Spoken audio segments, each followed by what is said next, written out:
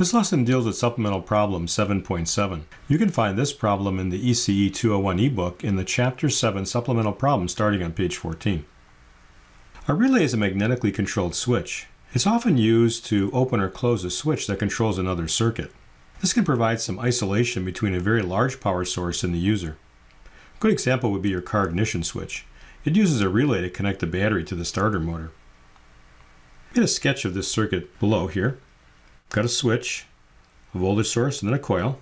We can model this coil as having some resistance and some inductance. Now when you close the switch S1, current starts to flow, begins to build up a magnetic field, eventually strong enough to close the switch S2. The value of current needed to close this switch we call the pull-in current. And the time it takes to go from the closing of the first switch to the second switch is called the relay delay time, T sub D. Suppose that I have a voltage source of 12 volts, a coil resistance of 150 ohms, a coil inductance of 30 millihenries, and a pull-in current of 50 milliamps. Could you calculate the time delay, the time it takes to go from the closing of the first switch to the second switch? Let's draw this as an equivalent circuit. So I've got a 12 volt source, a single pull, single throw switch is going to close at t equals 0, and I've got my coil, which has some resistance due to the wires, about 150 ohms, and then some inductance around 30 millihenries. We have a one inductor circuit, and so we have a first order differential equation, and the current I sub L is sum A plus B times e to the minus t over tau. That's our first step in our 6-step algorithm. Step 2 is to find the pre-switching condition, and when this switch is open for a long time, inductor looks like a short, we have no current flowing. So the value of this current for t less than 0 is equal to 0. Then the switch closes, and of course the current can't change instantaneously, so it's still equal to 0. But then if we wait long enough, this will look like a short circuit, and we'll have 12 volts across the 150 ohms. That turns out to be 80 milliamps. Let's find the Thevenin resistance seen by this inductance.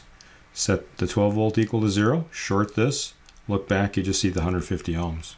So our time constant then is going to be L over R Thevenin, which is 30 millihenries divided by 150 ohms. That's 200 microseconds.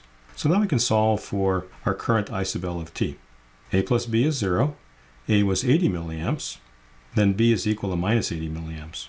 We can find the solution on the next page along with the work.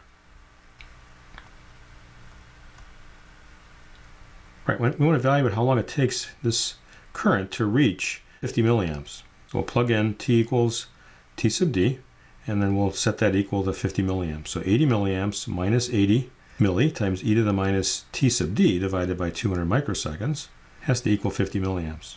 Let's bring the 50 on this side of the equation. So I get 80 minus 50 or 30 milliamps. Bring this on this side of the equation as a plus 80 milli times e to the minus t sub d over 200 microseconds. Let's divide by 80 milliamps. So I get 30 divided by 80. That's 0.375. Take the natural log of both sides of the equation. Natural log of 0.375, it turns out to be a minus 0.981.